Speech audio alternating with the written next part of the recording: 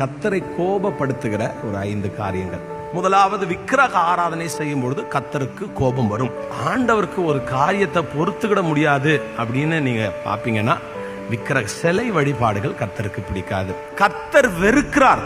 இரண்டாவது, மகிமையை கர்த்தருக்கு கொடுக்காமல் மற்றவர்களுக்கு கொடுக்கும் போது கர்த்தர் உடனே கோபப்படுவார். நீங்க உங்க மகிமையை ஊழியக்காரனுக்கு கொடுத்தீங்கன்னா கூட கர்த்தர் அவர்களை நிர்மூலமாக்குவார். அநேக ஊழியக்காரர்கள் விழுந்து போனதற்கு காரணம் என்ன தெரியுமா?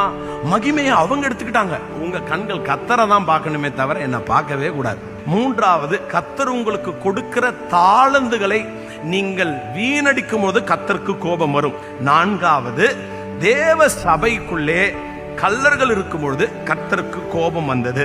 சபைக்குள் கலகத்தை உண்டு பண்ணும்போது கர்த்தருக்கு கோபம் வந்தது.